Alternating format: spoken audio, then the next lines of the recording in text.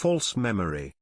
In psychology, a false memory is a phenomenon where someone recalls something that did not actually happen or recalls it differently from the way it actually happened. Suggestibility, activation of associated information, the incorporation of misinformation, and source misattribution have been suggested to be several mechanisms underlying a variety of types of false memory. Early work. The false memory phenomenon was initially investigated by psychological pioneers Pierre Janet and Sigmund Freud. Freud was fascinated with memory and all the ways it could be understood, used, and manipulated. Some claim that his studies have been quite influential in contemporary memory research, including the research into the field of false memory. Pierre Janet was a French neurologist also credited with great contributions into memory research. Janet contributed to false memory through his ideas on dissociation and memory retrieval through hypnosis. In 1974, Elizabeth Loftus and John Palmer conducted a study to investigate the effects of language on the development of false memory. The experiment involved two separate studies. In the first study, 45 participants were randomly assigned to watch different videos of a car accident, in which separate videos had shown collisions at 20 miles per hour, 32 kilometers per hour, 30 miles per hour, 48 kilometers per hour, and 40 miles per hour, 64 kilometers per hour. Afterwards, participants filled out a survey. The survey asked the question, about how fast were the cars going when they smashed into each other? The question always asked the same thing, except the verb used to describe the collision varied. Rather than smashed, other verbs used included bumped, collided, hit, or contacted. Participants estimated collisions of all speeds to average between 35 miles per hour, 56 kilometers per hour, to just below 40 miles per hour, 64 kilometers per hour. If actual speed was the main factor in estimate, it could be assumed that participants would have lower estimates for lower speed collisions.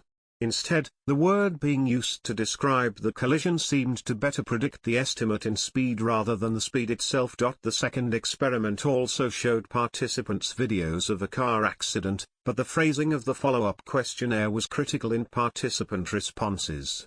150 participants were randomly assigned to 3 conditions. Those in the first condition were asked the same question as the first study using the verb smashed.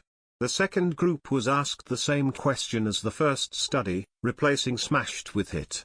The final group was not asked about the speed of the crashed cars. The researchers then asked the participants if they had seen any broken glass, knowing that there was no broken glass in the video. The responses to this question had shown that the difference between whether broken glass was recalled or not heavily depended on the verb used.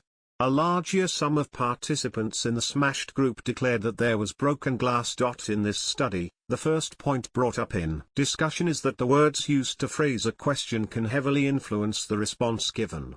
Second, the study indicates that the phrasing of a question can give expectations to previously ignored details, and therefore, a misconstruction of our memory recall. This indication supports false memory as an existing phenomenon. Replications in different contexts, such as hockey games instead of car crashes, have shown that different scenarios require different framing effects to produce differing memories. Manifestations and types. Presuppositions and the misinformation effect. A presupposition is an implication through chosen language. If a person is asked, "What shade of blue was the wallet?" the questioner is, in translation, saying, "The wallet was blue." What shade was it? The question's phrasing provides the respondent with a supposed fact. This presupposition creates one of two separate effects, true effect and false effect. In true effect, the implication was accurate, the wallet really was blue. That makes the respondent's recall stronger, more readily available, and easier to extrapolate from. A respondent is more likely to remember a wallet as blue if the prompt said that it was blue than if the prompt did not say so. In false effect, the implication was actually false, the wallet was not blue even though the question asked what shade of blue it was. This convinces the respondent of its truth, i.e., that the wallet was blue, which affects their memory. It can also alter responses to later questions to keep them consistent with the false implication. Regardless of the effect being true or false, the respondent is attempting to conform to the supplied information, because they assume it to be true. Loftus's meta-analysis on language manipulation studies suggested the misinformation effect taking hold on the recall process and products of the human memory. Even the smallest adjustment in a question, such as the article preceding the supposed memory, could alter the responses. For example, having asked someone if they had seen the stop sign, rather than a stop sign, provided the respondent with a presupposition that there was a stop sign in the scene. This presupposition increased the number of people responding that they had indeed seen the stop sign. The strength of verbs used in conversation or questioning also has a similar effect on the memory. For example, the words met, bumped, collided, crashed, or smashed would all cause people to remember a car accident at different levels of intensity. The words bumped, hit, grabbed, smacked, or groped would all paint a different picture of a person in the memory of an observer of sexual harassment if questioned about it later. The stronger the word, the more intense the recreation of the experience in the memory is. This in turn could trigger further false memories to better fit the memory created, change how a person looks or how fast a vehicle was moving before a collision. Word lists. One can trigger false memories by presenting subjects a continuous list of words.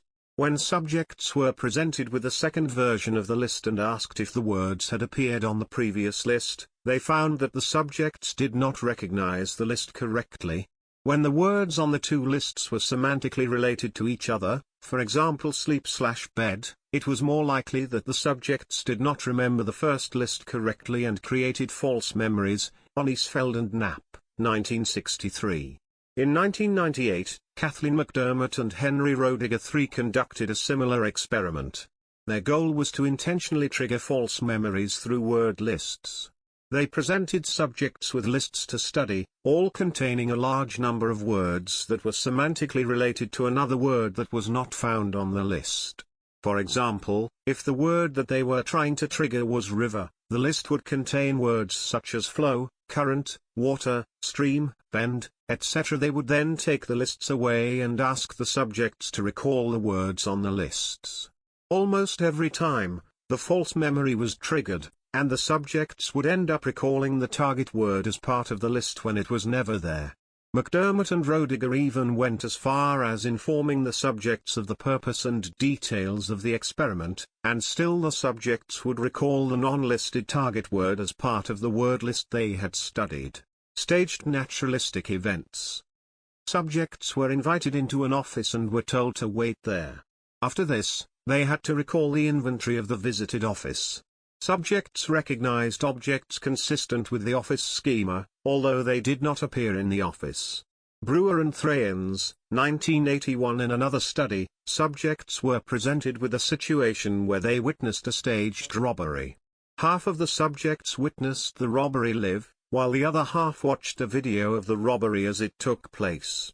After the event, they were sat down and asked to recall what had happened during the robbery. The results surprisingly showed that those who watched the video of the robbery actually recalled more information more accurately than those who were live on the scene.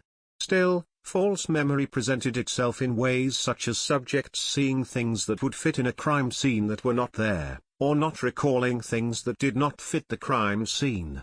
This happened with both parties, displaying the idea of staged naturalistic events. Relational processing. Memory retrieval has been associated with the brain's relational processing. In associating two events, in reference to false memory, say tying a testimony to a prior event, there are verbatim and gist representations. Verbatim matches to the individual occurrences, for example, I do not like dogs because when I was 5 a chihuahua bit me, and gist matches to general inferences, for example, I do not like dogs because they are mean. Keeping in line with the fuzzy trace theory, which suggests false memories are stored in gist representations, which retrieves both true and false recall, Storbeck and Claw, 2005, wanted to see how change in mood affected the retrieval of false memories. After using the measure of a word association tool called the Diess-Roediger-MC-Dermot paradigm, DRM, the subject's moods were manipulated. Moods were either oriented towards being more positive, more negative, or were left untouched. Findings suggested that a more negative mood made critical details, stored in gist representation, more accessible. Mandela effect. Specific false memories can sometimes be shared by a large group of people. This phenomenon was dubbed the Mandela effect by paranormal researcher Fiona Broom, who reported having vivid and detailed memories of news coverage of South African anti-apartheid leader Nelson Mandela dying in prison in the 1980s, despite Mandela actually dying in 2013, decades after his release and after serving as president of South Africa from 1994 to 1999. Broom reported that hundreds of other people had written about having the same memory of Mandela's death, some while he was still alive, and she speculated that the phenomenon could be evidence of parallel realities. One well-documented example of shared false memories comes from a 2010 study that examined people familiar with the clock at Bologna Centrale railway station, which was damaged in the Bologna massacre bombing in August 1980. In the study, 92% of respondents falsely remembered the clock had remained stopped since the bombing, when, in fact, the clock was repaired shortly after the attack.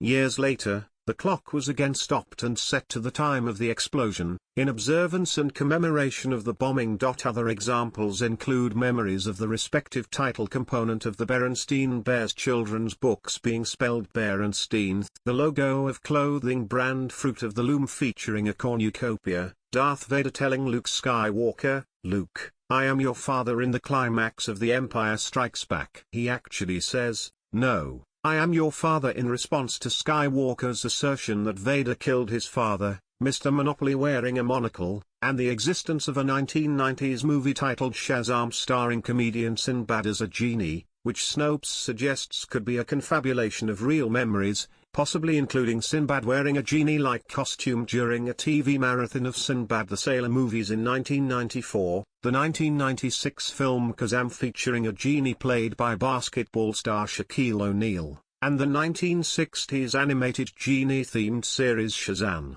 Likewise, false memories of Mandela's death could be explained as the subject conflating him with Steve Biko, another prominent South African anti-apartheid activist, who died in prison in 1977. Memes about the Mandela effect and associated online jokes about a time traveler altering the past and turning the current era into a glitch became popular in the United States in 2016. Scientists suggest that these are examples of false memories shaped by similar cognitive factors affecting multiple people and families, such as social and cognitive reinforcement of incorrect memories or false news reports and misleading photographs that influence the formation of memories based on them. Theories. Fuzzy trace theory. The fuzzy trace theory, proposed by Valerie Rayner and Charles Brainerd, suggests that information can be stored in two different ways, verbatim and gist. Verbatim representations are literal, precise, and exact copies of the information. On the other hand, gist representations are fuzzy, general, and abstracted representations of the information. The fuzzy trace theory relates to false memory because studies have found that when information is stored as a gist representation, it is more prone to manipulation. This is because information is stored in parallel pathways, not together. The term verbatim traces applies to the storing of surface features of an experience, whereas gist traces applies to the way in which we store the context and interpretation of an event. Strength hypothesis. The strength hypothesis states that in strong situations, situations where one course of action is encouraged more than any other course of action due to the objective payoff, people are expected to demonstrate rational behavior, basing their behavior on the objective payoff. An example of this is the laws of a country. Most of its citizens, no matter how daring, will conform to these laws, because the objective payoff is personal safety. Construction hypothesis. The construction hypothesis says that if a true piece of information being provided can alter a respondent's answer, then so can a false piece of information. Construction hypothesis has major implications for explanations on the malleability of memory. Upon asking a respondent a question that provides a presupposition, the respondent will provide a recall in accordance with the presupposition, if accepted to exist in the first place. The respondent will recall the object or detail. Skeleton theory. Loftus developed what some refer to as the skeleton theory after having run an experiment involving 150 subjects from the University of Washington. Loftus noticed that when a presupposition was one of false information, it could only be explained by the construction hypothesis and not the strength hypothesis. Loftus then stated that a theory needed to be created for complex visual experiences where the construction hypothesis plays a significantly more important role than situational strength. She presented a diagram as a skeleton of this theory, which later became referred to by some as the skeleton theory. The skeleton theory explains the procedure of how a memory is recalled, which is split into two categories, the acquisition processes and the retrieval processes. The acquisition processes are in three separate steps. First, upon the original encounter, the observer selects a stimulus to focus on. The information that the observer can focus on compared to all of the information occurring in the situation as a whole, is very limited. In other words, a lot is going on around us and we only pick up on a small portion. This forces the observer to begin by selecting a focal point for focus. Second, our visual perception must be translated into statements and descriptions. The statements represent a collection of concepts and objects, they are the link between the event occurrence and the recall. Third, the perceptions are subject to any external information being provided before or after the interpretation. This subsequent set of information can reconstruct the memory. The retrieval processes come in two steps. First, the memory and imagery are regenerated. This perception is subject to what foci the observer has selected, along with the information provided before or after the observation. Second, the linking is initiated by a statement response, painting a picture to make sense of what was observed.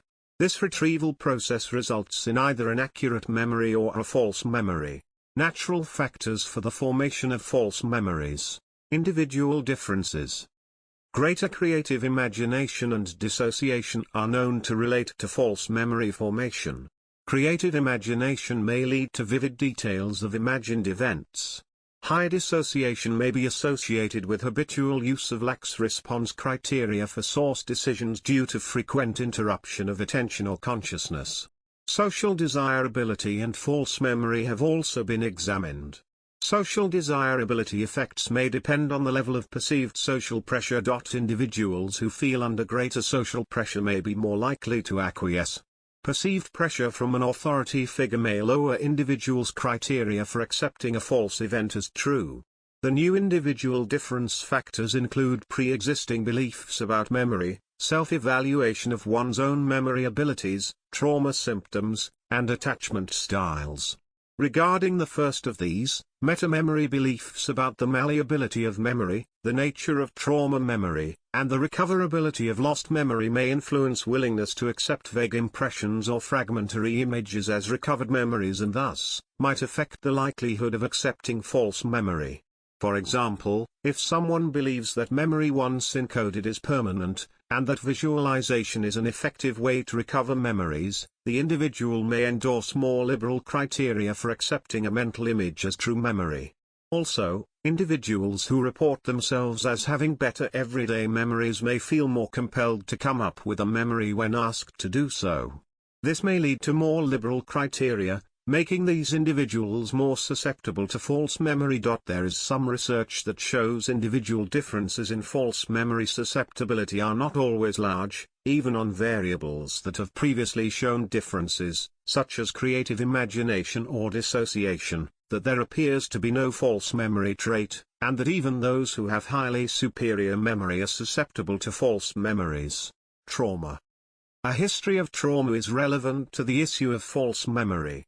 It has been proposed that people with a trauma history or trauma symptoms may be particularly vulnerable to memory deficits, including source monitoring failures. Possible associations between attachment styles and reports of false childhood memories were also of interest. Adult attachment styles have been related to memories of early childhood events, suggesting that the encoding or retrieval of such memories may activate the attachment system. It is more difficult for avoidant adults to access negative emotional experiences from childhood, whereas ambivalent adults access these kinds of experiences easily. Consistent with attachment theory, adults with avoidant attachment styles, like their child counterparts, may attempt to suppress physiological and emotional reactions to activation of the attachment system. Significant associations between parental attachment and children's suggestibility exist. These data, however, do not directly address the issue of whether adults or their parents' attachment styles are related to false childhood memories.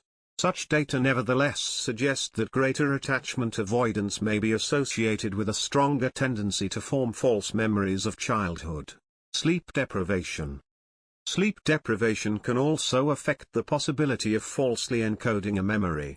In 2 experiments, participants studied DRM lists of words that are semantically associated with a non-presented word. Before a night of either sleep or sleep deprivation, testing took place the following day. One study showed higher rates of false recognition in sleep-deprived participants, compared with rested participants. Sleep deprivation can increase the risk of developing false memories. Specifically, sleep deprivation increased false memories in a misinformation task when participants in a study were sleep-deprived during event encoding, but did not have a significant effect when the deprivation occurred after event encoding. False memory syndrome. False memory syndrome is defined as false memory being a prevalent part of one's life in which it affects the person's mentality and day-to-day life. False memory syndrome differs from false memory in that the syndrome is heavily influential in the orientation of a person's life, while false memory can occur without this significant effect. The syndrome takes effect because the person believes the influential memory to be true. However, its research is controversial and the syndrome is not included in the Diagnostic and Statistical Manual of Mental Disorders. False memory is an important part of psychological research because of the ties it has to a large number of mental disorders, such as PTSD. False memory can be declared a syndrome when recall of a false or inaccurate memory takes great effect on a person's life. Such a false memory can completely alter the orientation of one's personality and lifestyle. Psychotherapy. Therapists who subscribe to recovered memory theory point to a wide variety of common problems, ranging from eating disorders to sleeplessness, as evidence of repressed memories of sexual abuse. Psychotherapists tried to reveal repressed memories in mental therapy patients through hypnosis, guided imagery, dream interpretation and narcoanalysis. The reasoning was that if abuse could not be remembered, then it needed to be recovered by the therapist. The legal phenomena developed in the 1980s, with civil suits alleging child sexual abuse on the basis of memories recovered during psychotherapy. The term repressed memory therapy gained momentum and with its social stigma surrounded those accused of abuse. The therapy led to other psychological disorders in persons whose memories were recovered. Memories recovered through therapy have become more difficult to distinguish between simply being repressed or having existed in the first place. Therapists have used strategies such as hypnotherapy, repeated questioning, and bibliotherapy. These strategies may provoke the recovery of non-existent events or inaccurate memories. A recent report indicates that similar strategies may have produced false memories in several therapies in the century before the modern controversy on the topic which took place in the 1980s and 1990s. According to Loftus, there are different possibilities to create false therapy-induced memory. One is the unintentional suggestions of therapists. For example, a therapist might tell their client that, on the basis of their symptoms, it is quite likely that they had been abused as a child. Once this diagnosis is made, the therapist sometimes urges the patient to pursue the recalcitrant memories. It is a problem resulting from the fact that people create their own social reality with external information. The lost in the mall technique is another recovery strategy. This is essentially a repeated suggestion pattern. The person whose memory is to be recovered is persistently said to have gone through an experience even if it may have not happened. This strategy can cause the person to recall the event as having occurred, despite its falsehood. Hypnosis. Lawrence and Perry conducted a study testing the ability to induce memory recall through hypnosis. Subjects were put into a hypnotic state and later woken up. Observers suggested that the subjects were woken up by a loud noise. Nearly half of the subjects being tested concluded that this was true, despite it being false.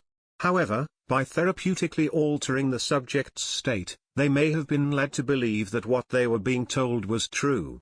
Because of this, the respondent has a false recall. A 1989 study focusing on hypnotizability and false memory separated accurate and inaccurate memories recalled.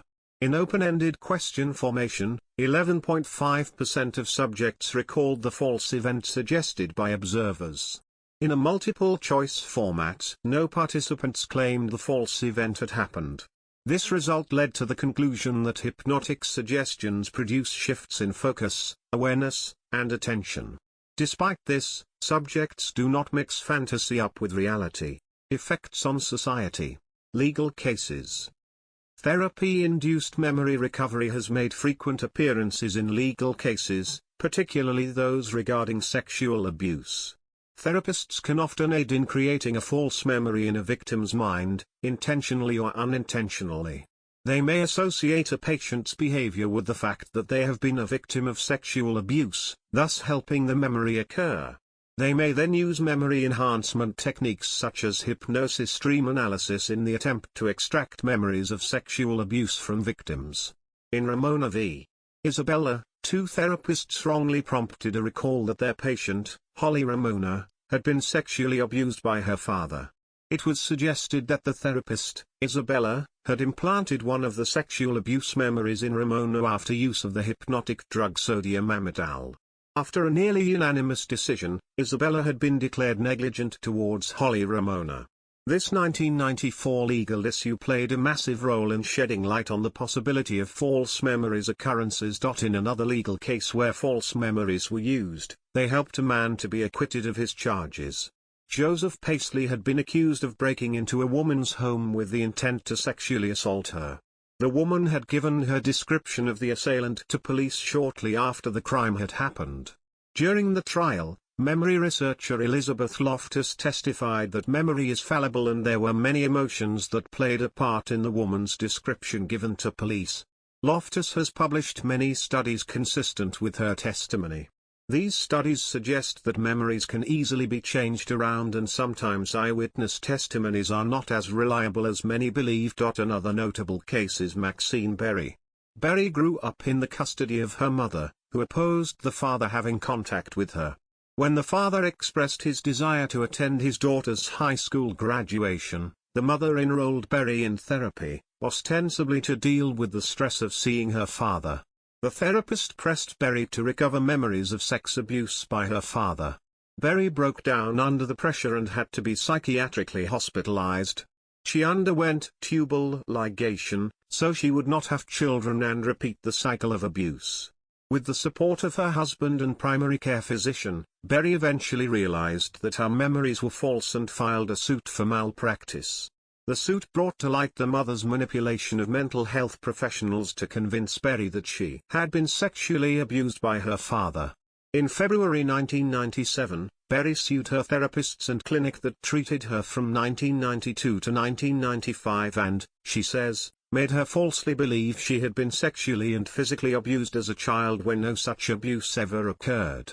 The lawsuit, filed in February 1997 in Minnehaha Company Circuit Court, South Dakota, states that therapist Linda O'Connor Davis had an improper relationship with Berry, both during and after her treatment. The suit also names psychologist Vale Williams, psychiatrist Dr. William Fuller and Charter Hospital and Charter Counseling Center as defendants. Berry and her husband settled out of court. Although there have been many legal cases in which false memory appears to have been a factor, this does not ease the process of distinguishing between false memory and real recall. Sound therapeutic strategy can help this differentiation, by either avoiding known controversial strategies or to disclosing controversy to a subject. Harold Mirsky published a paper on the ethical issues of recovered memory therapy. He suggests that if a patient had pre-existing severe issues in their life, it is likely that deterioration will occur to a relatively severe extent upon memory recall. This deterioration is a physical parallel to the emotional trauma being surfaced. There may be tears, writhing, or many other forms of physical disturbance. The occurrence of physical deterioration in memory recall coming from a patient with relatively minor issues prior to therapy could be an indication of the recalled memory's potential falsehood. Children.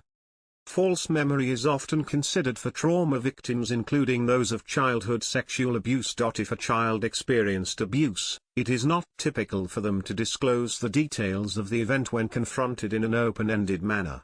Trying to indirectly prompt a memory recall can lead to the conflict of source attribution, as a repeatedly questioned child might try to recall a memory to satisfy a question.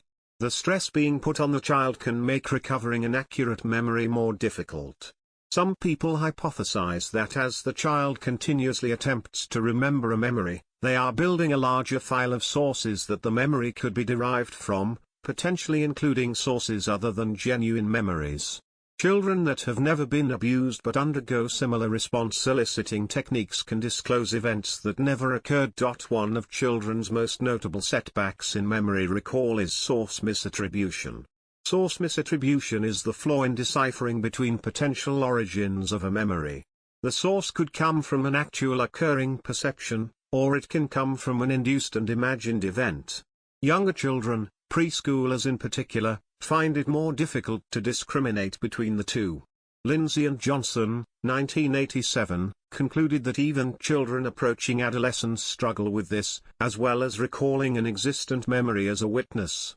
Children are significantly more likely to confuse a source between being invented or existent. Shyamalan, Lam and Sheldrick, 1995, partially recreated a study that involved attempted memory implanting in children. The study comprised a series of interviews concerning a medical procedure that the children may have undergone. The data was scored so that if a child made one false affirmation during the interview, the child was classified as inaccurate. When the medical procedure was described in detail, only 13% of the children answered yes to the question, "Did you ever have this procedure?" As to the success of implantation with false memories, the children assented to the question for a variety of reasons, a false memory being only one of them. In sum, it is possible that no false memories have been created in children in implanted memory studies. Ethics and public opinion. A 2016 study surveyed the public's attitude regarding the ethics of planting false memories as an attempt to influence healthy behavior. People were most concerned with the consequences, with 37% saying it was overly manipulative, potentially harmful or traumatic. Their reasons against are that the ends do not justify the means, 32%, potential for abuse, 14%, lack of consent, 10%, practical doubts, 8%, better alternative, 7%, and free will, 3%. Of those who thought implanting false memories would be acceptable, 36% believed the end justified the means, with other reasons being increasing treatment options, 6%, people need support, 6%, no harm would be done, 6%, and it's no worse than alternatives, 5%. Potential benefits. Several possible benefits associated with false memory arrive from fuzzy trace theory and gist memory. Valerie F. Rayner, who coined the terms as an explanation for the DRM paradigm, explains that her findings indicate that reliance on prior knowledge from gist memory can help individuals make safer, well-informed choices in terms of risk-taking. Other positive traits associated with false memory indicate that individuals have superior organizational processes, heightened creativity, and prime solutions for insight-based problems. All of these things indicate that false memories are adaptive and functional. False memories tied to familiar concepts can also potentially aid in future problem solving in a related topic, especially when related to survival.